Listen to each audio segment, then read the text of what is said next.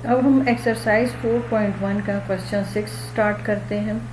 अब अगर आप नोटिस करें तो आपको यहाँ पर 4 डिफरेंट वैल्यूज़ दिखाई दे रही हैं, ठीक है। हमने पहले ये सीखा था कि हमने टर्म्स को रीड करना होता है। ये जो मैंने दोनों पोर्शन सेपरेट किए हुए हैं, ये इस माइनस साइन की वजह से सेपरेट किए हुए हैं। ये आपको बता रहा है कि आपके पास इस वक्त 2 टर्म्स हैं, ठीक है। यानी ये पूरा एक पोर्शन एक टर्म है आपके पास, ठीक हो गया। और एक आपके पास ये पूरा पोर्शन एक टर्म हो गया। अब इस टर्म में आप देखो क्या चीज़ कॉमन है। अब इस फर्स्ट टर्म में आपके पास जो है एक्स स्क्वायर माइनस 1 कॉमन है, और यहाँ पर भी एक्स स्क्वायर माइनस 1 कॉमन है, ठीक है। जो चीज़ कॉमन है वो हम ब्रैकेट के बाहर लिखते हैं, ठीक हो गया, x2 माइनस 1। अब ब्रैकेट के अंदर आप जो रह गई वैल्यू है उसको आप जो है लिखोगे, x2 माइनस 1 x2 माइनस 1 से कैंसिल हो गया, और अब आपके पास ब्रैकेट में क्या रह गया, y प्लस 1। ये माइनस साइन ऐसे ही आ जाएगा, ठीक हो गया। अब आप एक्स स्क्वायर माइनस 1 इस एक्स सेकेंड टर्म के एक्स स्क्वायर माइनस 1 से कैंसिल हो जाएगा, और फिर अब आपके पास पीछे क्या रह जाएगा, y प्लस 3, ठीक है। अब आपने क्या करना है कि जो एक्स स्क्वायर माइनस 1 है, आपको पता है ये कौन सी आइडेंटिटी है। अच्छा, एक बात याद रखना कि अगर यहाँ स्क्वायर है तो 1 के ऊपर भी आप स्क्वायर रीड कर सकते हैं, ठीक है। अगर यहाँ क्यूब होता तो आप 1 के ऊपर भी क्यूब रीड करते। तो अब आप एक मरतबा माइनस में लिखेंगे और इसको एक मरतबा प्लस में लिखेंगे, ठीक है। क्योंकि ये आपके पास जो है ये थर्ड आइडेंटिटी थी, थर्ड फॉर्म, ये जो आपके पास फार्मूलाज में ये A square minus B square formula है, और उसके बेसिस पर आपने इसको सॉल्व किया।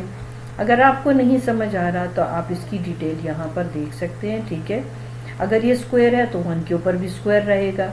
आप 2 एम्प्टी ब्रैकेट स्क्वायर के साथ लिखोगे। अब ब्रैकेट्स आप फिल करेंगे तो यहाँ पर x आ जाएगा, यहाँ पर 1। अब ब्रैकेट के अंदर की वैल्यू एक मरतबा माइनस में लिखेंगे, एक मरतबा आप प्लस में लिखेंगे, ठीक है। इसी तरह मैंने ये एक्स स्क्वायर माइनस 1 स्क्वायर को आपके सामने लिखा। अब आपके पास यहाँ पर है y प्लस 1, इसको यूं ही रहने देंगे। इस y प्लस 3 के बाद माइनस का साइन था, इस माइनस साइन को आप अंदर से जो वैल्यू है उससे मल्टीप्लाई करेंगे। अगर y के साथ कोई साइन नहीं तो प्लस है, तो माइनस इंटू प्लस, तो आपके पास माइनस आता है, फिर माइनस इंटू प्लस, फिर माइनस आ जाता है, और 3। अब आप नंबर्स को जो है सॉल्व कर देंगे, ठीक है। जो आपके पास y जो है, ये आपके पास y भी पॉजिटिव है। आपको पता है अलजेब्रा में आपके पास अगर वैल्यू सेम हो, ठीक है, जैसे आपके पास y हो मगर दोनों के साइन ऑपोजिट हो तो ये कैंसिल हो जाता है। इस तरह ये y और ये y भी हमने कैंसिल कर दिया। आपके पास x माइनस 1 ऐसे ही आ जाएगा, x प्लस 1 भी ऐसे ही आ जाएगा। अब पीछे आपके पास यहाँ पर तो रहेगा नंबर -3 और 1। तो जब भी आपके पास साइन डिफरेंट होगा तो आप उन नंबर को सब्ट्रैक्ट करेंगे, ठीक है। तो जब आपने नंबर को सब्ट्रैक्ट किया तो आपके पास क्या आ जाता है, आपके पास आ जाता है -2।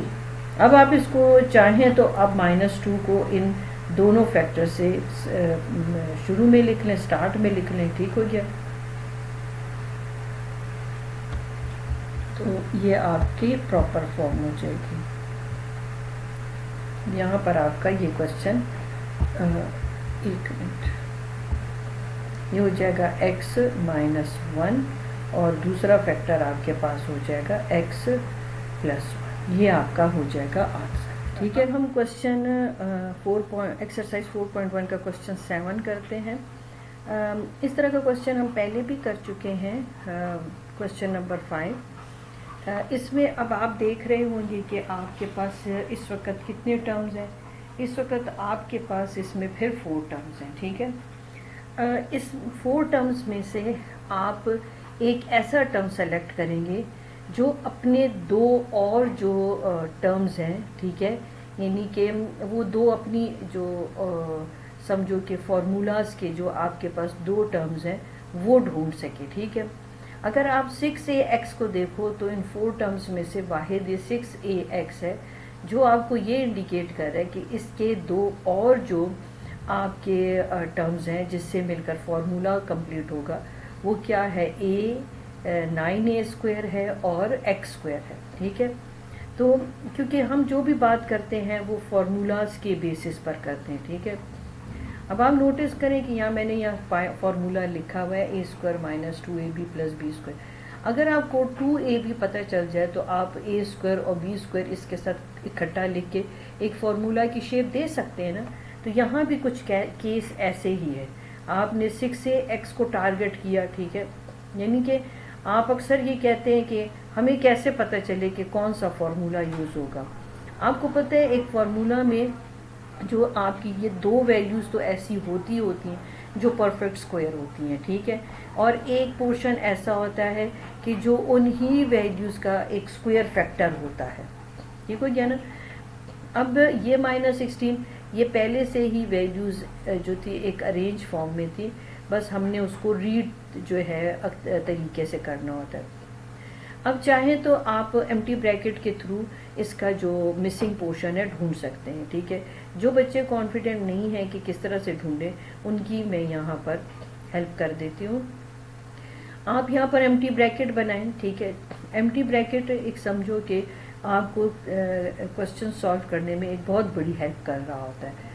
यहाँ पर 16 के लिए आप एक सेपरेट एम्प्टी ब्रैकेट बनाएं। ये जो पूरा पोर्शन था ये तो एक कंप्लीट सेट है ना फॉर्मूला का, जो a² - 2ab + b² आपको बना के देते हैं। यहाँ पर आपके पास x हो जाएगा, यहाँ पर भी x हो जाएगा, यहाँ पर आपके पास 3a हो जाएगा, यहाँ पर भी आपके पास 3 हो जाएगा। यानी मैं देखें फॉर्मूला आप दो तरीके से लिख सकते हैं ना, मगर आपकी अप्रोच ईजी होनी चाहिए, ठीक है। कि मैं फार्मूला को कुछ इस तरह से लिखूं कि मेरे लिए सोल्यूशन निकालना आसान हो जाए। अब चाहूँ तो मैं इस फार्मूला को यूँ भी लिख सकती हूँ, इससे कोई फ़र्क नहीं पड़ता, ठीक है। क्योंकि ये तो आप टर्म्स में जो है उनकी जो पोजीशन है चेंज कर सकते हैं, उससे कोई फ़र्क नहीं पड़ता। मगर मेरा इस तरह लिखने का एम ये होता है कि आप इजीली उस फार्मूला को लर्न कर सकें। अब देखिए मैं अगर कहती हूँ ये x की फर्स्ट प्लेस है तो ये x की सेकेंड प्लेस है, ये 3a की फर्स्ट प्लेस है, ये 3a की सेकेंड प्लेस है। अब जब हम फार्मूला कंप्लीट करेंगे तो जो स्क्वायर्ड वैल्यू है और वो जो ब्रैकेट में वैल्यू क्लोज है उसके अंदर वो ले लेंगे और ये माइनस साइन ले लेंगे, ठीक है। ये x हो गया, ये माइनस हो गया, ये 3a हो गया, ठीक है, और होल स्क्वायर हो गया।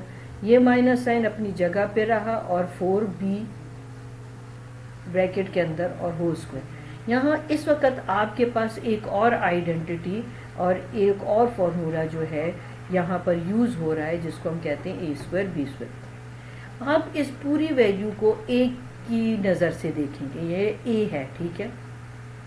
मतलब हालांकि ये दो टर्म्स पर कंसिस्ट करता है, मगर आपने इसको फॉर्मूला से कंपेयर करना होता है, ठीक है।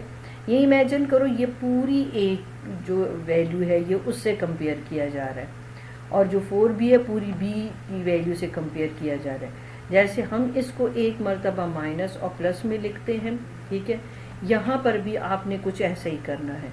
मगर अब आपके पास जो है वैल्यू जो है ज़रा सिंगल की बजाय 2 टर्म्स पर कंसिस्ट करती है, तो इसलिए हम इसको यूँ करके लिख सकते हैं, ठीक है। अब ये आपके पास हो गया एक मर्तबा माइनस साइन के साथ और एक मर्तबा प्लस साइन के साथ, ठीक है। यहाँ पर ये क्वेश्चन आपका कंप्लीट हो जाता है, ठीक हो गया। चलिए अब हम नेक्स्ट क्वेश्चन करते हैं। अब इस क्वेश्चन में आपने ये आपके पास 4 टर्म्स वाला क्वेश्चन है, क्वेश्चन नंबर 8, ठीक है। इस क्वेश्चन में भी आपने ये देखना है कि आपने एक ऐसा टर्म 4 टर्म्स है इस क्वेश्चन में, आपने ऐसा टर्म देखना है जो अपने दो मज़ीद जो टर्म्स हैं उनको वो उनके थ्रू वो जो है आप फाइंड आउट कर सको, ठीक है ना। जैसे कि 2xy एक ऐसा टर्म है जो इंडिकेट करता है कि इसके दो और टर्म जो हैं वो कौन से हैं, x² है और y²। xy है ना इसमें, तो अब ये यहाँ पर आप देख रहे हो सारी वैल्यू ही नेगेटिव है, तो इसको इसी ऑर्डर में रहने दें आप, ठीक है। इसको आप इसी ऑर्डर में रहने दें। हाँ, आप एक काम करें कि आप यहाँ ब्रैकेट बना लें, ठीक है। अगर आपको मुश्किल लग रहा है समझना तो आप 1 लिख लें, ठीक है। आपको पता है ना कि अलजेब्रिक एक्सप्रेशन में अगर कुछ भी नहीं लिखा होता तो वेरिएबल के साथ तो 1 होता है, ठीक है। तो आप चले 1 ले लें कॉमन, ठीक है। तो आपको चलो रीड करना आसान हो जाएगा, -1। तो माइनस और माइनस इंटू माइनस प्लस होता है, तो ये आपके पास प्लस x² आ जाएगा। फिर माइनस इंटू माइनस प्लस होता है, तो यहाँ पर आपके पास +2xy हो जाएगा। फिर माइनस इंटू माइनस प्लस होता है, तो फिर ये आपके पास +y² हो जाएगा। अब ये आपके पास जो है ये प्लस वाली आइडेंटिटी बन गई, जो मैंने यहाँ पे लिखी हुई है। मैं फिर आपको कहूँगी कि आप एम्प्टी ब्रैकेट ज़रूर जो है सीखें।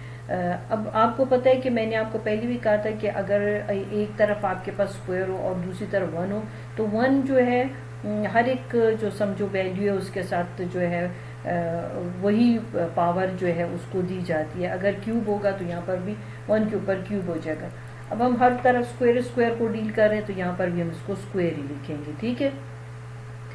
अब इसकी जगह मैं इसकी कंप्रेस फॉर्म लिख देती हूँ। अब देखें कि अगर तो आपको आइडेंटिटी पर या फॉर्मूला पर कमांड है, तो फिर मुझे ये बार बार लिखने की कोई ज़रूरत नहीं होगी, ठीक है ना, आपको लिखने की ज़रूरत होगी, मगर नए सीखने वालों के लिए ये चीज़ बहुत हेल्पफुल हो जाती है, ठीक है। अब यहाँ पर देखें x आ गया, ये x की दूसरी जगह, यहाँ y आ गया और यहाँ y की ये दूसरी जगह, ठीक है। ये जो है अब हम जब इसको फॉर्मूले की क्लोज फॉर्म लिखते हैं, जैसे कि ये यहाँ पर आपके पास ये आइडेंटिटी और फॉर्मूला जिसको आप कह सकते हैं आपने लिखा हुआ है, तो ये उसकी क्लोज फॉर्म है। तो अब हम इसकी भी क्लोज फॉर्म जो है लिख सकते हैं, वो भी कोई मसला नहीं है हमारे पास। हम ये यहाँ से x ले लेंगे, ठीक है, इस x को लेंगे, ये प्लस साइन ले लेंगे और लास्ट की जो वैल्यू है ब्रैकेट के अंदर हम उसे ले लेंगे और एक आपके पास जो है फॉर्मूला की शेप आ जाएगी, ठीक है। इस ब्रैकेट को हटा देते हैं हम, क्योंकि हमने ऑलरेडी एक ब्रैकेट लगा ली है, ठीक है। चलो अब हमारे पास आ जाएगा, इसका भी हम स्क्वायर ले लेते हैं, ठीक है। तो इससे ज़रा आपको एक चीज़ क्लियर हो जाएगी कि अब ये कौन सी आइडेंटिटी की और फॉर्मूला की तरफ आपको ले जा रहा है, a² माइनस b²। फिर वही एम्प्टी ब्रैकेट, अब ब्रैकेट के अंदर आप लगाओगे a और b। अब ब्रैकेट के जो अंदर की वैल्यू है एक मरतबा माइनस में और एक मरतबा आप प्लस में लिखेंगे, ठीक है। फॉर्मूला जितनी बार लिखें, जितनी बार प्रैक्टिस करें, आपके लिए उतना ही अच्छा होता है। अब आप देख रहे हैं कि यहाँ पर आपको जो है यहाँ पर फॉर्मूला में तो b² है, अगर यहाँ पर तो 2 वैल्यूज़ आ गई, तो आपके सेफ साइड के लिए मैं आपको कहूँगी कि आप एक राउंड ब्रैकेट लगा लें, इसमें कोई हर्ज नहीं है लगाने में, ठीक है। आपका क्वेश्चन जो है गलत होने से बच जाता है ज़रा, क्योंकि माइनस जो है आपको पता होना चाहिए कि माइनस जो है आपका जो है समझो दुश्मन है। अब इस दुश्मन से आपको खुद को बचाना है और उसको बचाने के लिए आप एडिशनल ब्रैकेट लगा लें। अब आप जब ये ब्रैकेट खोलेंगे तो देखें अंदर की वैल्यू का साइन चेंज हो जाएगा। जिसको नहीं रीड करना आ रहा मैं उसके लिए रीड कर देती हूँ। एक्स के साथ कोई साइन नहीं है तो प्लस है, तो minus into plus minus, minus into plus minus, तो इस तरह दोनों वैल्यूज़ के साथ आपके पास माइनस साइन आ गया। यहाँ पर सब वैल्यू प्लस है तो हम इसको प्लस ही रहने देंगे, क्योंकि प्लस अगर प्लस से मल्टीप्लाई होगा तो प्लस ही आ जाए, ठीक हो गया। ये हो गया आपका क्वेश्चन नंबर 8, जहाँ पर आपने 2 तरह की जो फॉर्मूलाज हैं या आइडेंटिटीज़ आप कह लो उनको आपने डील किया, ठीक हो गया। अब आ गया question number 9, find the polynomial. अब क्वेश्चन आपने ज़रूर रीड करना है, क्वेश्चन में क्या लिखा है उसको समझना बहुत इंपॉर्टेंट होता है। Find the polynomial whose factorisation is, ये 2 एक्सप्रेशन आपको दिए, 2 फैक्टर्स दिए हैं बाय यूजिंग फार्मूला, ठीक है। कोई भी फार्मूला जो आप इस क्वेश्चन के अकॉर्डिंगली समझते हैं सही है, आप वो फार्मूला यूज़ करेंगे। अब वो कह रहे हैं कि find the polynomial whose factorisation is this. इसका मतलब है कि ये दोनों आपको फैक्टर्स दिए हैं, तो इसका मतलब है जब फैक्टर्स आपको दिए हैं तो इन दोनों को हमें मल्टीप्लाई करना है, मगर हमने ऐसे ही नहीं मल्टीप्लाई कर देना, हमने कोई ना कोई फार्मूला उसके लिए यूज़ करना है। अब देखते हैं इस पर कौन सा फार्मूला अप्लाई हो सकता है। आपको फार्मूला फिंगर टिप्स पर आने होने चाहिए, ठीक है ना। तो अब देखें यहाँ पर है x प्लस वाई और यहाँ पर आपके पास सारी वैल्यू पॉजिटिव है, तो आप देखो कि माइनस की वैल्यू किसके साथ है, माइनस साइन किसके साथ है, ठीक है, माइनस साइन 2c के साथ है। तो इसका मतलब है कि यहाँ पर 2c प्लस है और यहाँ 2c माइनस है, जबकि यहाँ पर x y तो दोनों वो भी पॉजिटिव है। तो हम ऐसा ऑर्डर करेंगे कि जो नेगेटिव वैल्यू है उसको तो हम एक साइड पर रख देते हैं, ठीक है, और जो आपके पास जो सेम साइन है जैसे x प्लस वाई उसको एक तरफ करके रख देते हैं, ठीक है। अब आप नोटिस करें कि ये क्या आपको इस वाले फॉर्मूला की तरफ लेके नहीं जा रहा, ठीक है, मगर रिवर्स में जा रहा है, ठीक है। तो अगर मैं ठहरू इसकी मैं रिवर्स में आपको ज़रा इसको रीड करना सिखा दूँ। देखो, अगर आपके पास होता है a माइनस बी या a प्लस बी, ठीक है, तो भी आप एम्प्टी ब्रैकेट्स यूज़ करोगे और दरमियान में माइनस साइन। पता तो आपको चल गया है कि एक वैल्यू प्लस साइन के साथ और एक वैल्यू माइनस साइन के साथ। अब आप रिवर्स में जा रहे हैं तो अब आप देखिए माइनस इंटू प्लस माइनस, ठीक है, और यहाँ पर जगह a की है, इस ब्रैकेट में ये जगह b की है।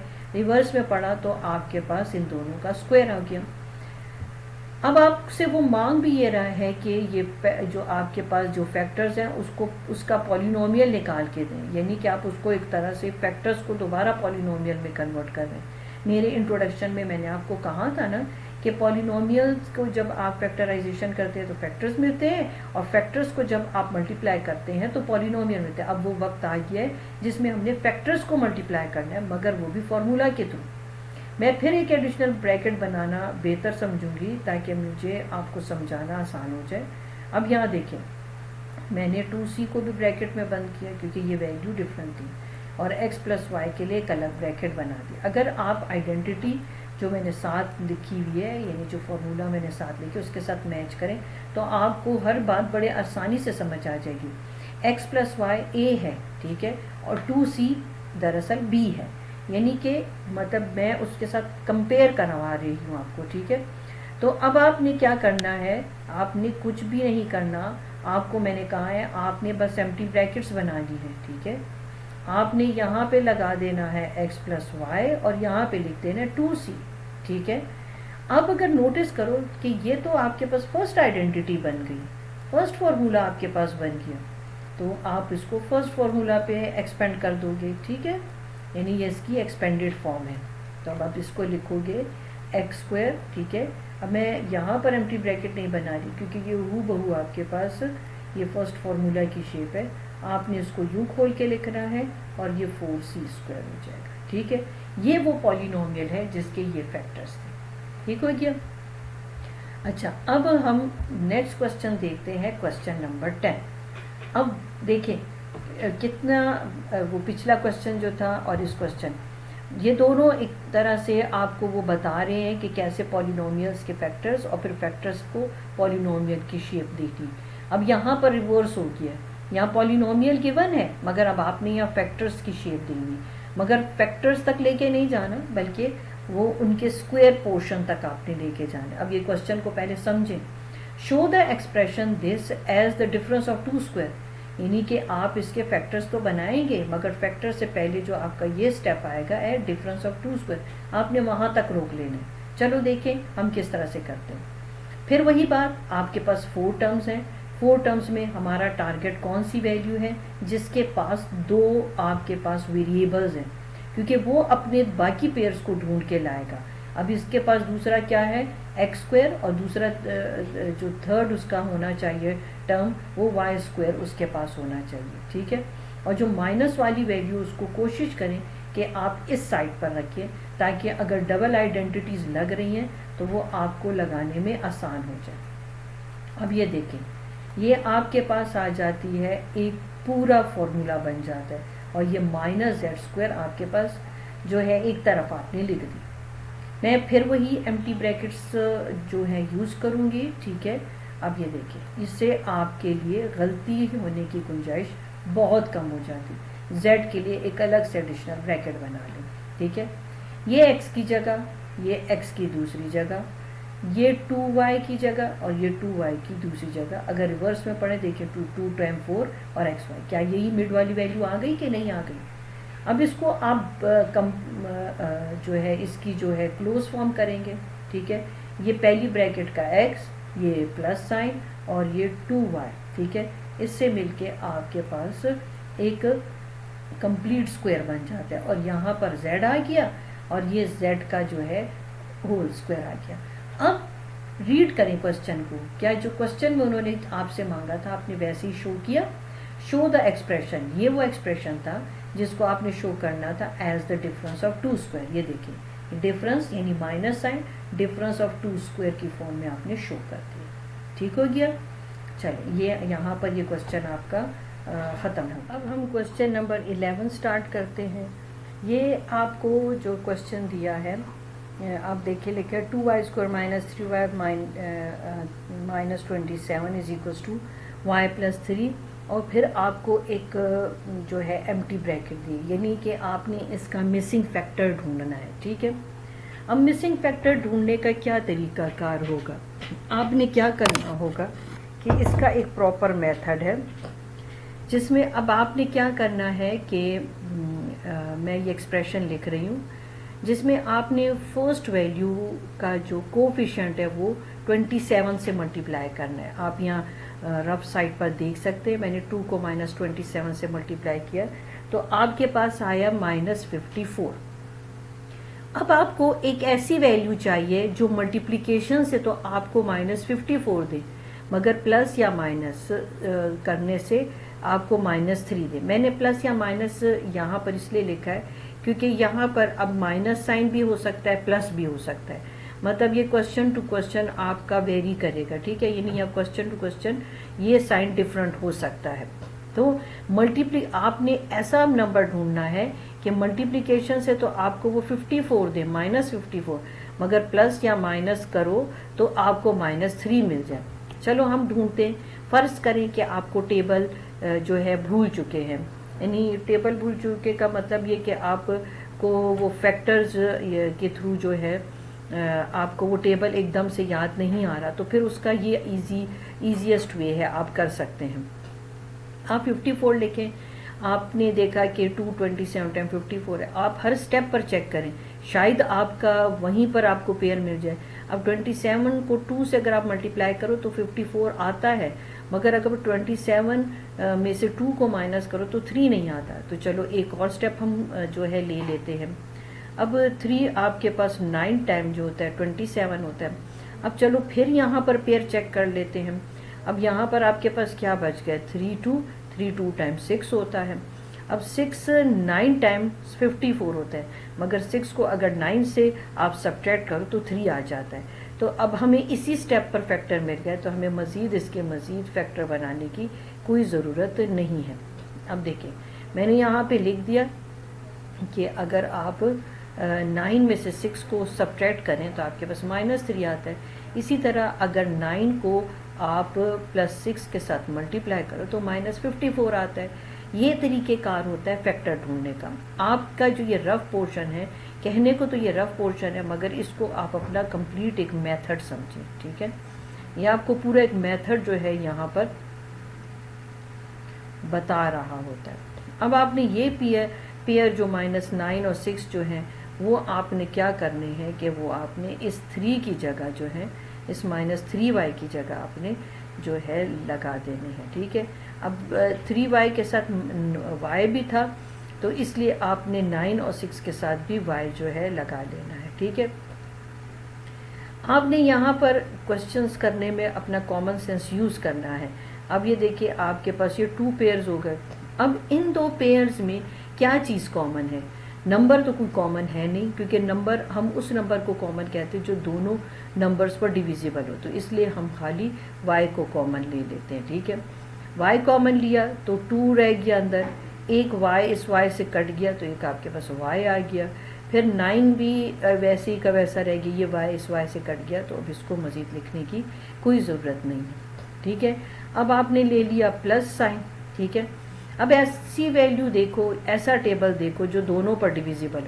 अच्छा, अब आपको ये पता चल गया कि मेरी फर्स्ट ब्रैकेट के अंदर 2y - 9 आया तो बड़ा केयरफुल होकर आपने नंबर सेलेक्ट करना है ताकि उस ब्रैकेट के अंदर भी आपके पास 2y ही पहली जो वैल्यू होनी चाहिए। ठीक है, हम 3 का टेबल देख लेते हैं। ठीक है, 3 आप ले लोगे कॉमन, 3 2 टाइम्स 6 आ गया। ठीक हो गया, minus plus into minus minus, अब 3 9 टाइम आपके पास क्या आ गया 27। ठीक है, आप यहाँ से भी देख सकते हैं। ठीक है, आपका रफ वर्क आपको बहुत ज़्यादा गाइड कर रहा होता है। y+3 हो गया और आपके पास 2y, दोनों जो सेम फैक्टर है। जब ये आपके पास फैक्टर सेम आ रहे हैं तो समझ लो कि आपका क्वेश्चन जो है वो सही सॉल्व हो रहा है। ठीक हो गया। चलें अब हम नेक्स्ट क्वेश्चन कर लेते हैं। ब्लैंक्स थे, यानी कि एक आपके पास फैक्टर दिया था, दूसरा फैक्टर आपको ढूंढना था, यानी कि जैसे कि y+3 दिया था तो 2y-9 ढूंढना था। यहाँ पर भी इस क्वेश्चन में आपको x+3 का फैक्टर दिया हुआ है और आपसे कहा गया है कि आपने ये दूसरी एम्प्टी ब्रैकेट का फैक्टर जो है ढूंढना है। यहाँ पर फिर हम मिड टर्म ब्रेक करेंगे। ठीक है, अब आपका मेथड वही रहेगा कि आप फर्स्ट वैल्यू के कोफिशिएंट को आप लास्ट वैल्यू का जो कांस्टेंट है आप उससे मल्टीप्लाई करेंगे। ठीक है, यानी कि इस वक्त 5 जो है आपका -9 के साथ मल्टीप्लाई हो जाएगा। ठीक है, जब 5 9 से मल्टीप्लाई होगा तो आपके पास आ जाएगा -45। आपको ये जो मैं आपको यहाँ पर रफ वर्क में यानी कि मेथड की शेप में सिखा रही हूँ, ये आपको लग तो रहा होगा कि एक्स्ट्रा बर्डन है, मगर इसके करने से आपके क्वेश्चन में गलती के जो चांसेस हैं वो कम हो जाते हैं। ठीक है, अब मल्टीप्लिकेशन से मुझे -45 चाहिए और प्लस या माइनस करूँ तो मुझे 12 चाहिए। मैं फिर आपको यही कहूँगी कि फ़र्ज़ करें कि आपको टेबल पर इतना कमांड नहीं है और आपको फैक्टर्स ढूंढने मुश्किल हो रहे हैं, तो आसान तरीका ये है कि अपना टाइम वेस्ट करने की बजाय आप फैक्टर ढूंढें। अब देखें, हमने पहला स्टेप कर लिया, अब यहीं पर चेक करें क्या 9 और 5 को मैं ऐड करूं तो मेरे पास 12 आता है? नहीं आता।